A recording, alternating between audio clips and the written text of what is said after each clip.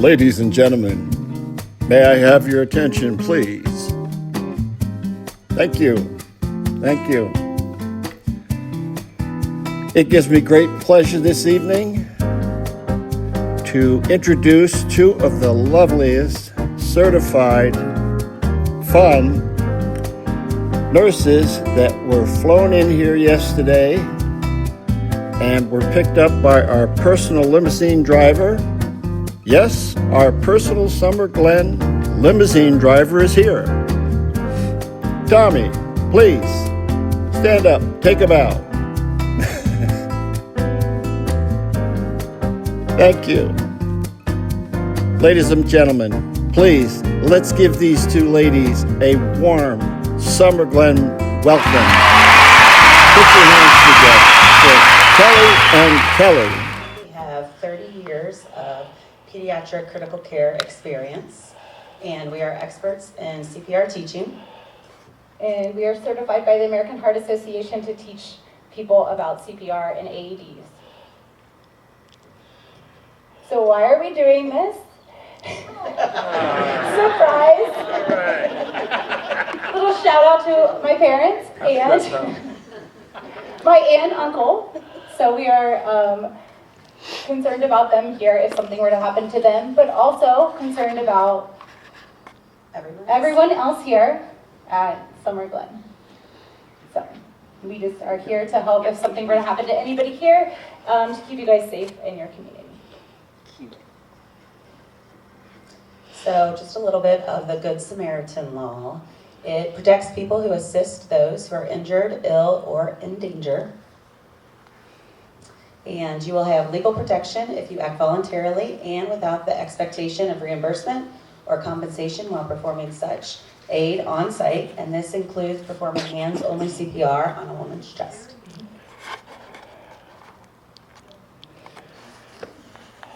Down. All right, so a little bit about what we're going to go over today. We're just going to give you a brief overview. We're going to talk about when to start CPR and how to perform it. We're going to also talk about how there are other ways you can help. And then we're going to talk about your AEDs, where they're located in the community, and how you can use them. So, when to start CPR and how to perform it. First, recognition is the biggest. So, if you see someone down, collapse, someone not responding, can you wake them up? And are they limp? If the answer is yes, always assume they have no pulse and start CPR right away.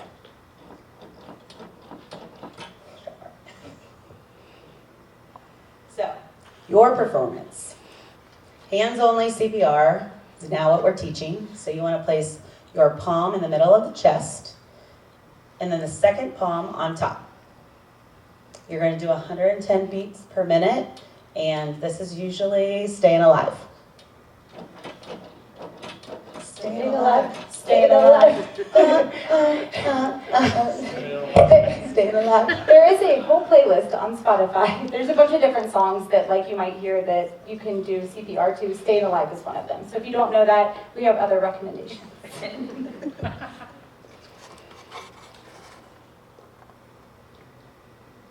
Okay, so we want to talk a little bit about how you can help and what your role would be in this. So if you're alone, we want to let you know that it's kind of like a lot of responsibility on you, but you would call 911, and then you can put it on speaker while the person on the other line can coach you through how to do CPR, and then you would do CPR yourself.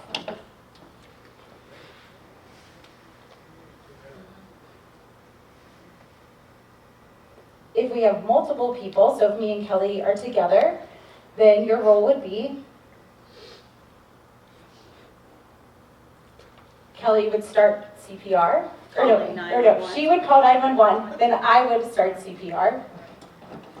Then we would pick other people that are around. Uncle Tim, I want you to go grab the AED. Dad, I want you to go to the doors and direct emergency services here. And then we would find the rest of you to help me when I get tired doing CPR to come in and relieve me. Do you want me to let the ambulance in the cage? Yes. Yes, absolutely. Okay, so somebody let us know where your AEDs are in your community. So we want to tell you. This one's a clicker.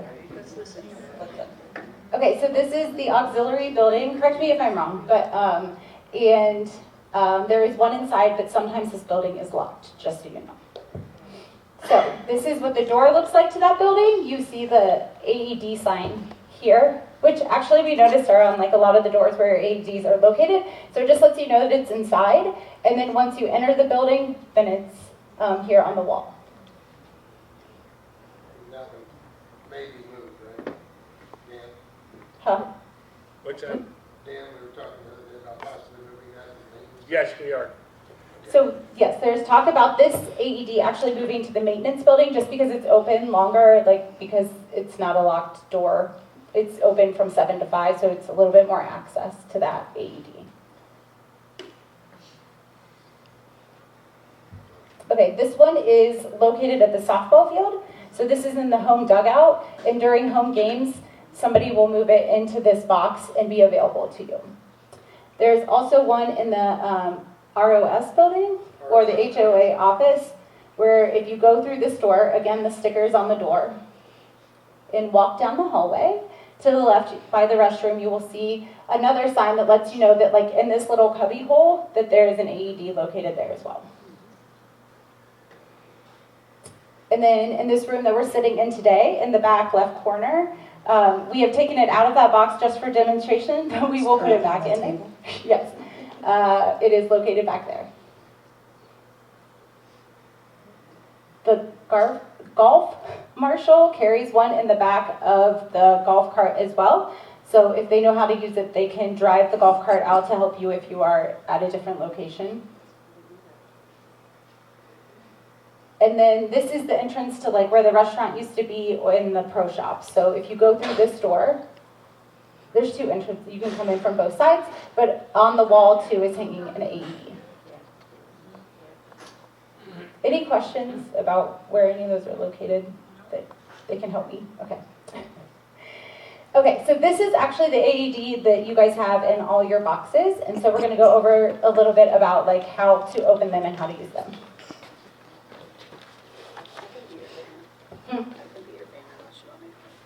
Okay. What do you want to use? Okay, this is theirs. Okay, so they are in this, the door's just open, there's no lock on them, so you guys can open the door to the box where the AED is held, and then you would unzip the box, and inside is a blue box. This one's a little different than yours, but all of yours look like that. You would pull down, where's the laser? Your laser pointer, here we go. All right, so you would pull down this, and it automatically will start the AED. We're gonna show you guys so you can hear what it sounds like. Begin by removing all clothing from the patient's chest. Cut clothing if needed. So it says, remove all clothing from the chest, cut clothing if needed. We'll show you where tools for you to cut the clothing are in a second. When patient's chest is bare, remove protective cover and take out white adhesive pads. So it says when the patient's chest is clear, you would open the pack and remove the pads. When patient's chest is bare, remove protective cover and take out white adhesive pads. We're not going to do that because we don't want two wasters. But we do have training pads here. So ours are a little bit different. It's the older model. It has a key that you would enter here, but you guys don't have the key now because it just automatically will start by pulling that down. So we just wanted to show you that there are two pads, and you guys have two pads in each box as well. One is for an adult, and one is for a child. So we define a child being anybody with signs of puberty. Or, sorry, under 1 to 3, or 1 to 8. It says 25 kilos on it. We don't go by kilos. But if there's any signs of puberty, you would use the adult pads, which are already connected. So you wouldn't have to do anything if that's the case. But the peds pads are a little bit different in the fact that they go on like the front and back of the chest, just because kids are easier to flip over. If I'm going to try and flip I doubt if we're to put a pad on, it's probably not gonna go well. So they have it go on the right side and then the left side of the chest. So they go on the front of the chest. Okay, so we'll go ahead and open our training pads here. And you guys will, if you want to practice Tommy. this by yourself, we'll let you know. Yes, we named this Tommy just because of affiliation. I don't want to offend anybody else. Looks a lot like him, too. I know, resemblance. He loves this Yeah, town. that's definitely how he looks when he's sleeping. All right, so I'll go ahead and turn ours on. Analyzing heart rhythm. Oh, wait. Do not touch the patient.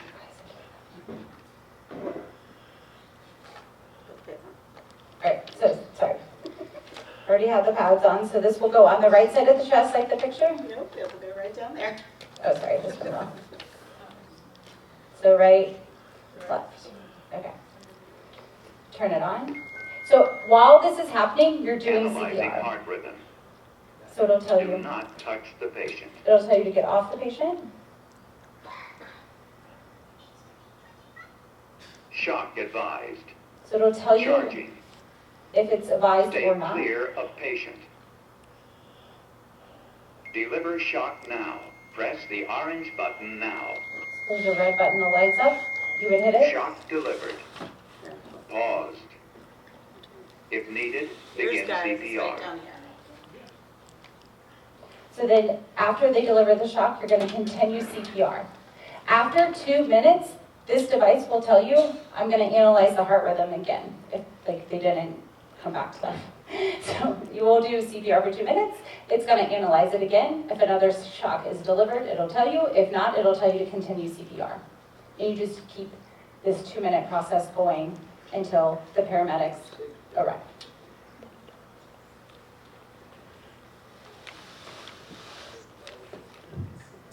Typically, in the hospital, we switch out after 2 minutes of CPR, but if you're in the community or if you're getting tired, like me, I cannot do 2 minutes of CPR anymore. I could probably get maybe 30 seconds or a minute. So whenever you're feeling tired, you have the next person get ready and get up and then start CPR. Yeah. Is there a wrong way to do CPR? To do damage, hurt somebody? So,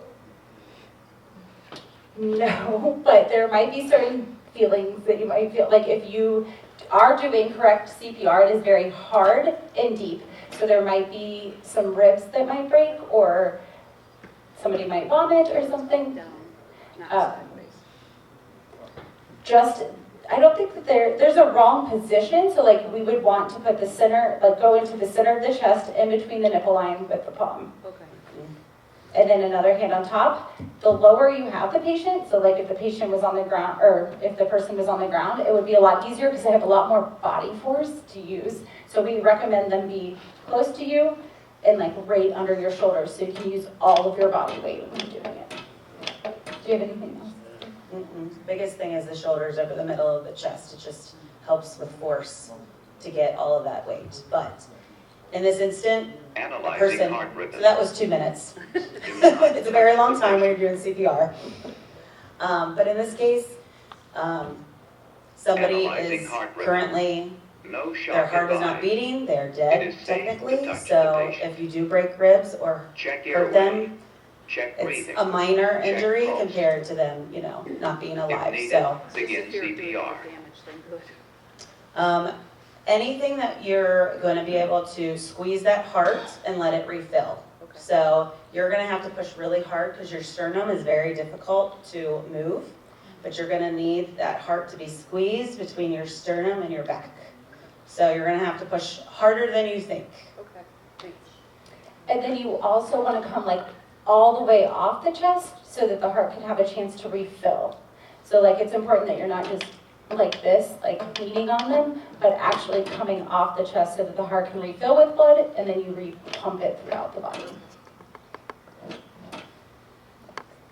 If somebody's in the chair, you have to get them to the floor. Yes. Is that correct? Yes, you want them on a very hard surface. So I taught my kids CPR. They are 11 and 13.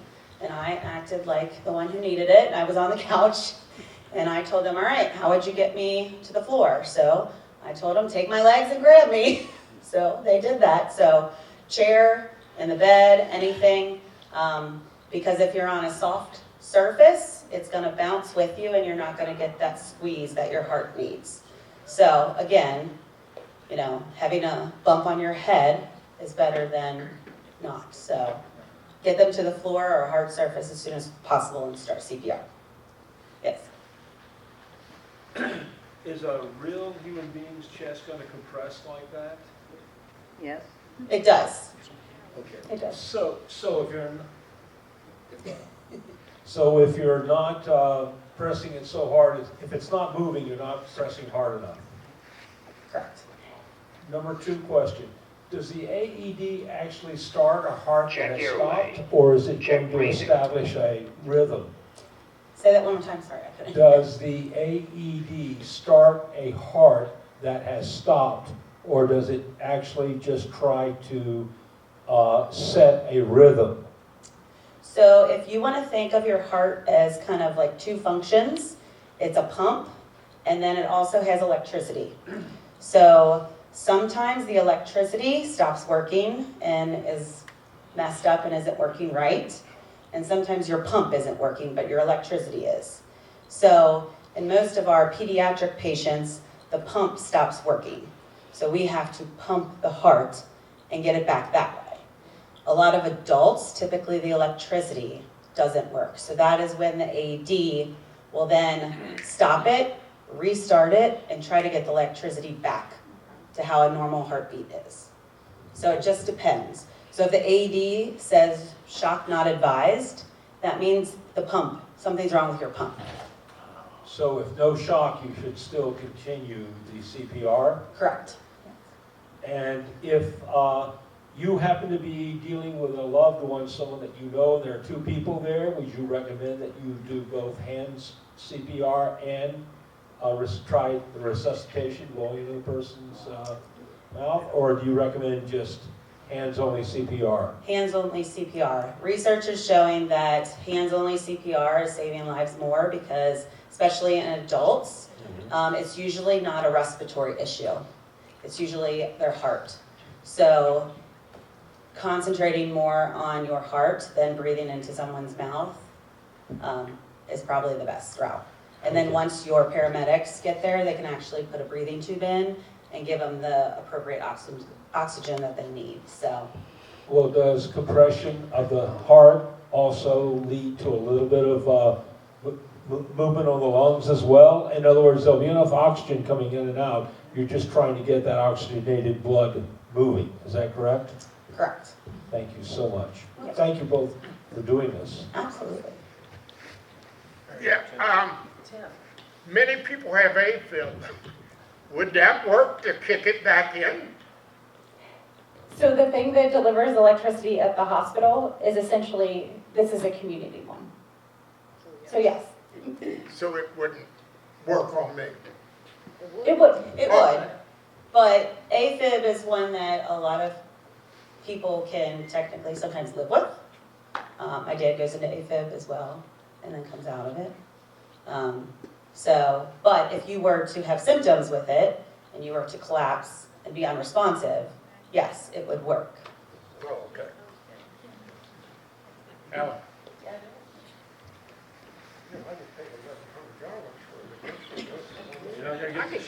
I know it came through in your slides, but I don't think it's been emphasized enough.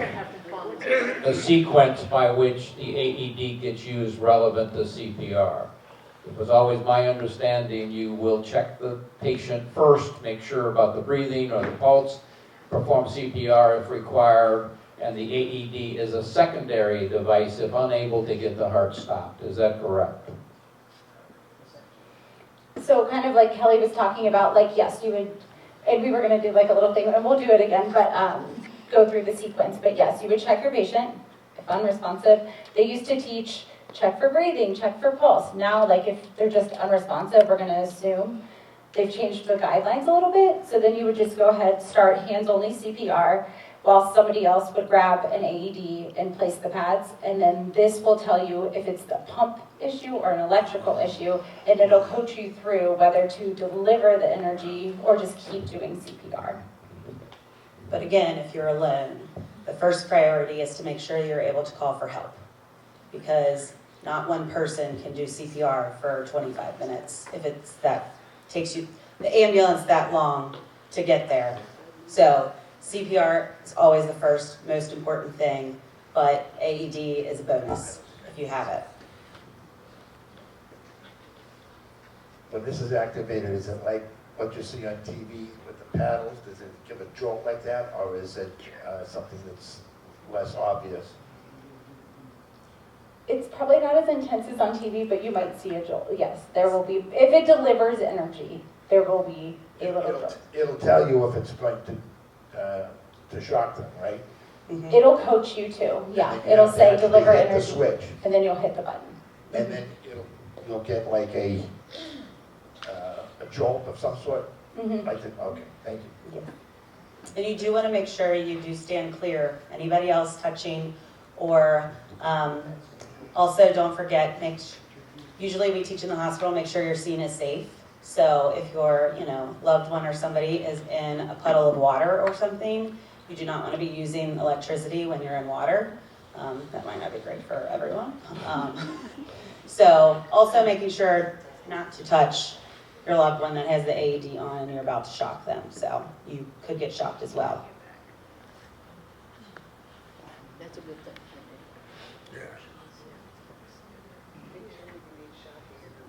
Any other questions? These are all great questions. Yeah. If we pull somebody out of the pool who's not breathing, we shouldn't even bother with the AED, right? If they're wet. They're wet? You can dry off their chest and put them on, because it could kind of help you still see if it's an electrical issue or a pump issue. If you do not feel comfortable, just continue CPR, and until your paramedics get there, then they can be more of a judgment call of using the AED or not.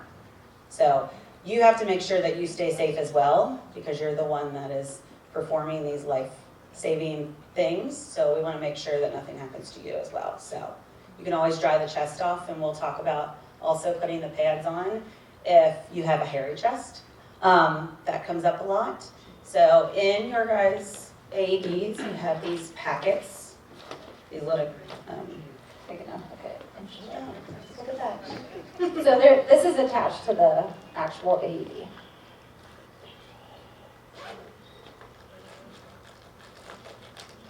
they do put a one-way valve mask in there if you want. But again, the research has come out that hands-only CPR in the community is the best bet, so.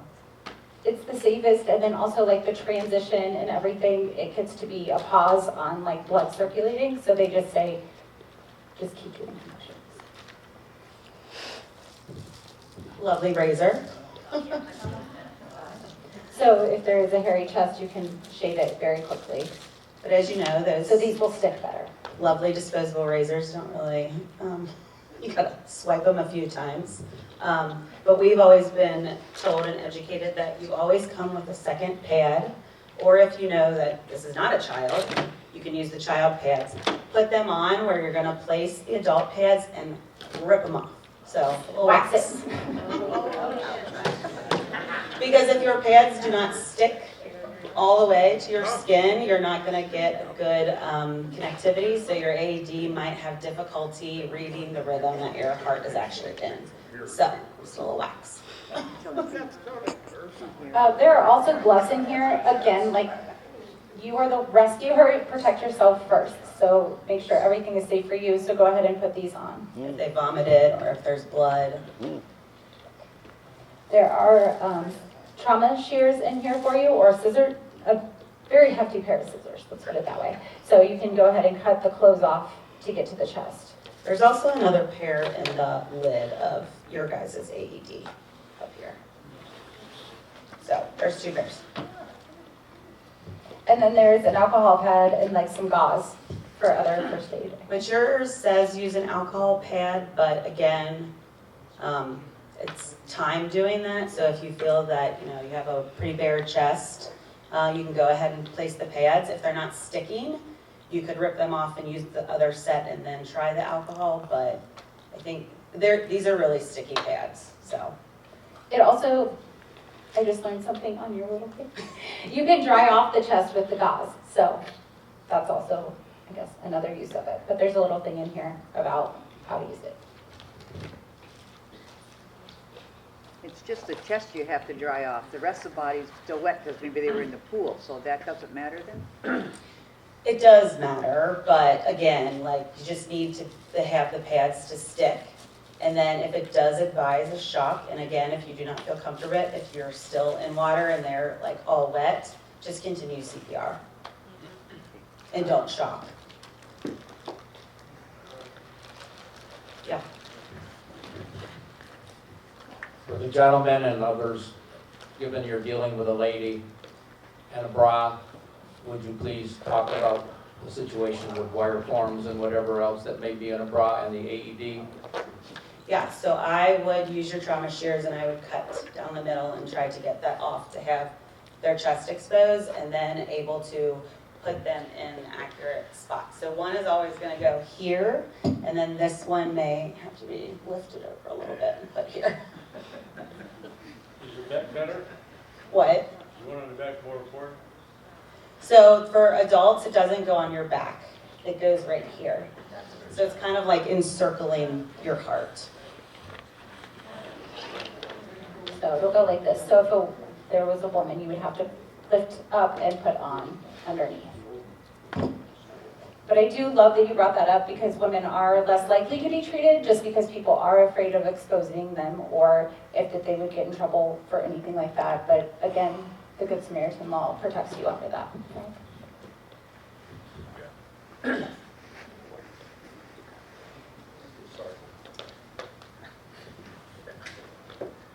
So I have two more questions, please. Number one, this is considered a demo of CPR. Do you still advise that we go to a CPR class?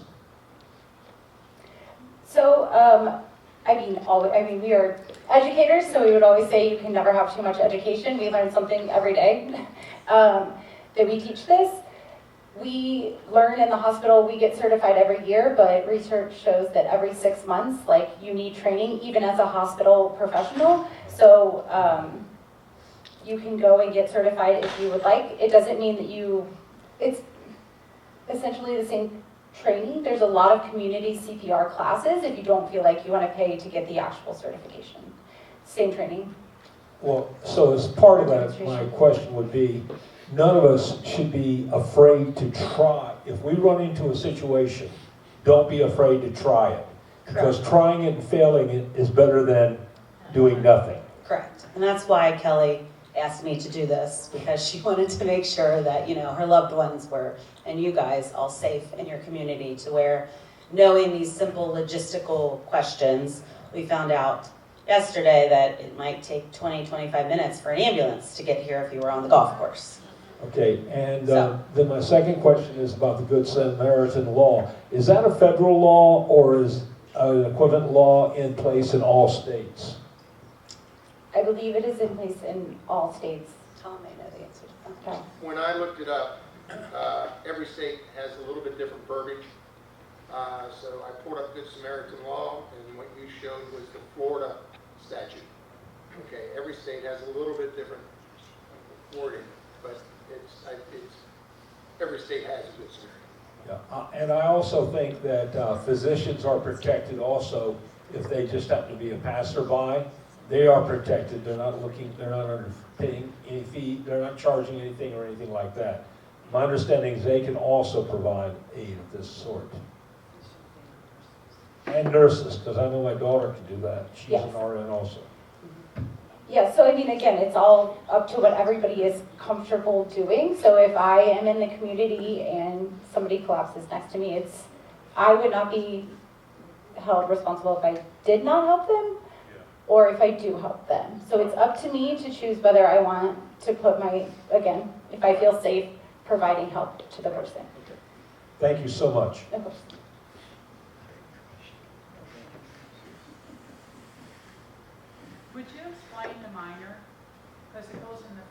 and the back.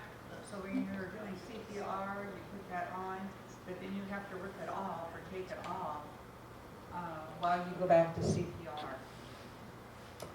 So the minor is just because the child's heart is in a different location to our bigger bodies. So the pads just go in a different place. So the pads would be placed here, and then on the back. Now, once that shock is given to them, then you have to go back to CPR. Do you rip that front part off, take it off? Or No, do you leave continue that to do on and CPR keep over it. compressions going? Yeah, you would keep compressions going. The only time electricity is going through it is when you would hit this button. Okay. So you will not, So you're not damaging it? you're not going to get hit. Okay. And that's how we do most of our CPR in the hospital too, Is on the pad. is on the pad, the front puck and the back puck. And that's how we do adults in the hospital as well. We put our pads on the back for adults too. I hope I'm not getting ahead of you. Do not resuscitate letters. Are you going to cover that at all? About if you're wearing a, I mean, even if it's a letter or it's say an emblem you're wearing, but do not resuscitate. How would they? The thing with that is some states, every state does it, but every state is not authorized here. If I didn't have one from Florida, or if I had one from, say, Mississippi, it's not good here. It has to be for the state for Florida. if you went to the hospital and you gave a do not resuscitate order, Right. while you were there, we would not know that. Some people do wear an armband or a necklace that would say that they prefer not to be resuscitated. So then you would just know, if you were wearing one, it would say that on. And so it would say, so then you would not provide this therapy to them. Right, but let's say we're on the street and we do it, and somebody passes out and his heart stopped, and the wife says, we have a do not resuscitate letter, but it's not from Florida. You can continue to do CPR. That would be whatever you're comfortable with, I feel. Yeah, the only point I'm making is every state is not, they don't work in other states, the letters, the way we were taught before. Pediatrics is also sometimes a little bit different, but I know that when you go into a hospital, they have to ask you every time you're admitted if you want a do not resuscitate order. So even if you are there and discharged and come back 2 days later, they still have to ask you, do you still want your do not resuscitate order? I know in the hospital it doesn't kind of transfer over, but if somebody went down in the community, I would not know that though. So again, it's whatever you're comfortable with. Not sure exactly on the legal stuff of that, but. I think maybe the root of that question is, whether this is on or not. It is. But does that do not resuscitate order, because most of the time the person doing the CPR isn't going to know, but does that Good Samaritan law always trump the do not resuscitate order? You're never going to get in trouble for doing that because of the Good Samaritan law. Is that correct? I am unsure about that question. I would have to look more into that. How would you know? That's what I'm saying. We will clarify. I mean, do you just walk away from everybody because they might have a do not resuscitate? I know, yeah. I'd say you border on health. Do not resuscitate letters are very, very specific. They are very specific. They state under what circumstances do not resuscitate. Yeah. And I think you're not likely to run into a person who's critically ill who collapses in Summer Glen And you should assume to thank them and hope that they can yell at you for resuscitating them when they told you not to. Which I don't think any of them will do if you don't get up to that. Those letters are very specific, and they do set, because if you go into a hospital and you provide one, you have to provide your letter with your signature and specifying the conditions under which you do not want any resuscitation applied. Correct. So, Ours again, are to these very, people's point, help they're very people out lengthy. and try to save their lives. Yes. It's They not ask black if and you white. want medications given, do you want a breathing tube? So there's a lot of like questions to those DNR orders that we still do in pediatrics as well, so. But yes, they're very lengthy. If anybody's really concerned about liability, you can always join our CERT team, because we have another layer of liability insurance through the sheriff's office here in Marion County. So if you're really interested, come see me. We'll try to sign you out. There you go. We have about 25 members right now. We can always use more. Excellent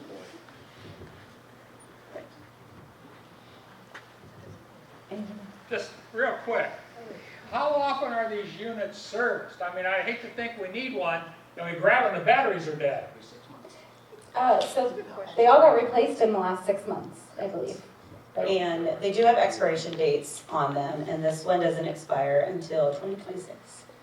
But there is a service card out here, and they sign it. Unsure of how often they come and service them. It's monthly. Monthly? I know they were in the hospital monthly, but I wasn't sure about the community. But I can answer that question. They're brand new units that the board just bought, 6 of them. I wrote in one of my articles for the Summer Dreams under CERT.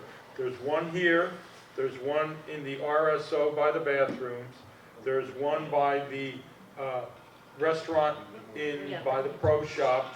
The ball players have one that under lock and key, it used to be exposed, but somebody stole it, so they bought a new one, and they keep it locked up, and it comes out because everybody has a key to their locker, so when they're playing a game out there or practicing, it's available.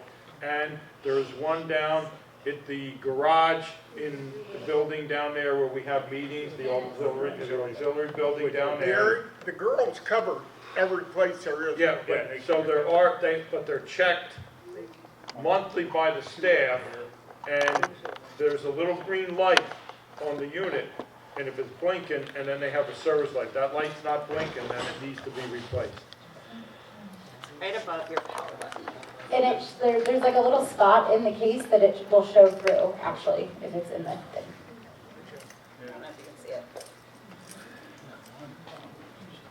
So the next logical thing, in case people are wondering about it, I'm assuming that when EMT gets there, they're going to notify someone that that unit has been used.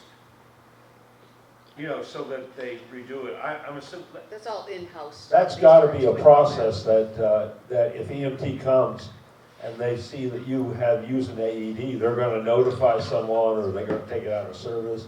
They're going to do something. I'm assuming they're not just going to have you close it back up, put it on the wall. No, I believe they take it That's what I think. with it, I don't know if they take it. but I'm not sure. But I think it's your responsibility to call the company. Again, I'm not sure. Difference in hospital. These are great questions, though.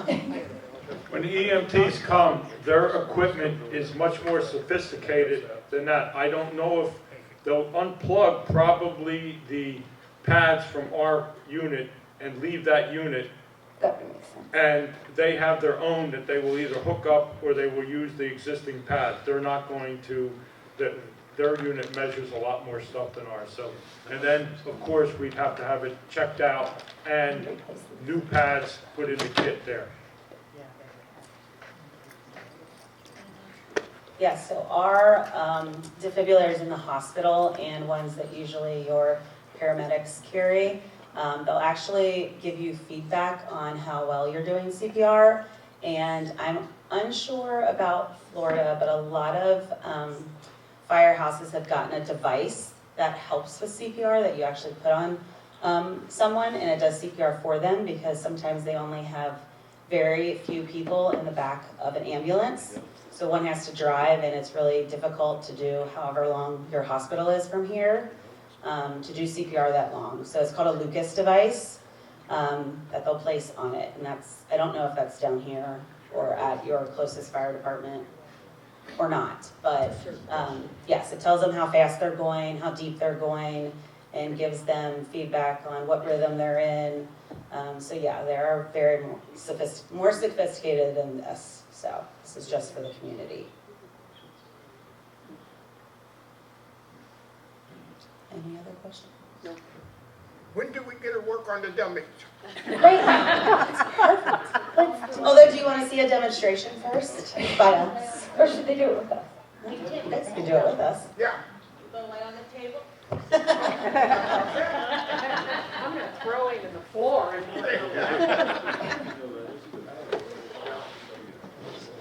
Oh, yeah, you guys gotta get moving. Oh, we run out of time. I don't know, hit next.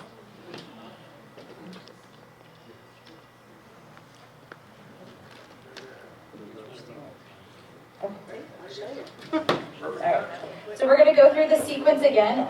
Feel free, like at your table, to go along with us if you would like. And then we'll also have you guys, if you wanna like try these buttons and everything, for you to come up after.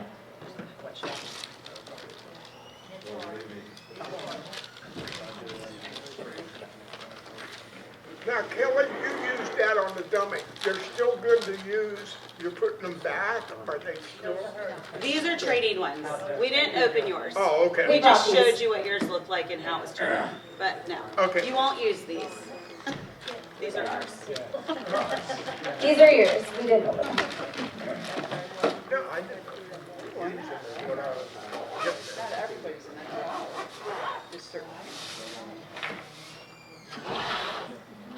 So we can try it if we want to, right?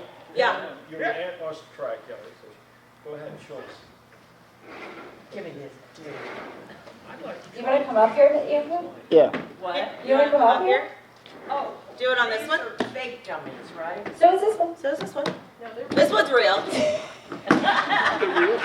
one actually will light up and tell you how This deep one it is. shows how well you're doing.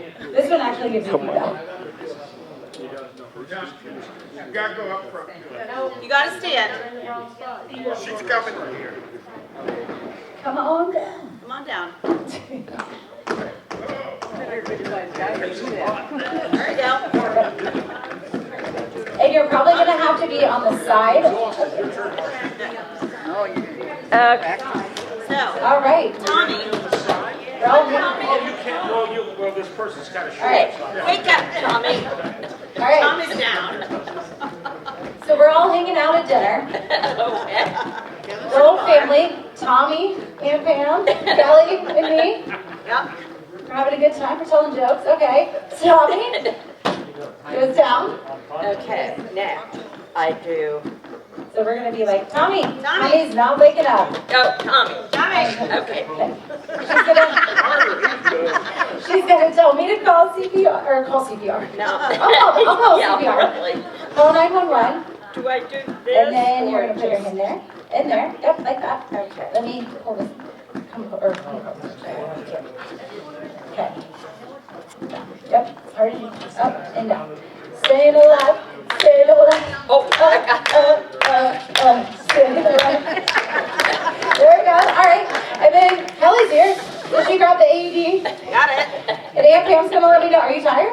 Oh, okay. So then I'm gonna. Here. Now, Kelly. All right. So I'll take over for you. Take over. I need you to rest up so that I'm not. Now. Okay. There you go, Kel. Oh, she's better. Yeah. Hey, you did okay. So, let's turn this on. You won't have to put. And the patient's bare chest. Uncle Tim's at the door directing the EMS here. Continue CPR, Kelly, while I put these on. Okay. Stop.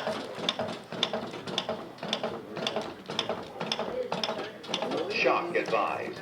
Oh, keep going. Keep going. Don't Stay stop. clear of patient. Deliver shock now. Press the orange button now. This would be a good time for like Kelly then to come in because now I'm tired If and needed, continues. begin CPR. They're so much better at this. We do it every I day. guess that's We have a lot of why practice. I went to school for this. Oh, Kelly, the EMS is here. We're here. We're here. Come relieve me, please. And then I'd be like, I'm with the fire department. I'm here to take over. Thank you so much. Okay, you ready? Yep. 1, 2, 3. And that wasn't even 2 minutes. That was like 15 seconds. So yes, anytime you are tired, it is better to do better compressions than just keep trying to do it. So the more people you have, the better. Keep switching them out. Cool. Yes. Who wants to come up on try on this one? It's better than Way to this. go, just saved them, Pam. Yes, Tommy is back and ready for this. I saved Tommy. Ready for sure. Well, actually, Kelly saved Tommy. Yeah, I was going to let him She had a part of this. I have another brother-in-law, so. Good job. But yes, if anybody wants to try, take your mannequin, stand up. Or if you want to get on the floor, I can't then with my knees, so. So yeah, there's all of these ones on the different tables. This one will give you a green light if you want to see how deep you actually should be going. It will give you a green light on this one. So that one tells you if you're not. Mary's gonna do it because she wants to save my Those life. are good. Yeah, those are real good. I like it. Right? So it does identify this way or this way? So that's a really good question. So on the mannequin, it's hard to demonstrate. Like if you were like this, you could straddle them and do it, but they would have legs. So you would probably have to go on the side. They told me I was doing it the wrong way because it's this way. I said, well, he's very short. Do not touch the patient. Oh, you can touch them. You can, unless you want to practice the buttons. That's it. Come on, Mary, you gotta save my life. Shot advised. Oh, those are good, Mary. Those are the green lights. You're gonna live right there. So if it's a baby, you go a So little yeah, bit less. that was a good rhythm. Has, you know, Yeah, and you were like letting, um, you were coming up off the but you're chest. still which is gonna good. go like 110. Yeah, it's like in between the nipple line right here. Yeah, My and kid is so- an SB either. So that red light now Very traumatized. Correct. Yeah. So, Yeah. like, turn on. So yeah, so this is not. So 1 green light means that you're going deep enough, but you're going too slow. Good. 2 green light is that you're going deep enough and fast enough. But you gotta do 2 things. Get on there. Where's your song? Where's the song?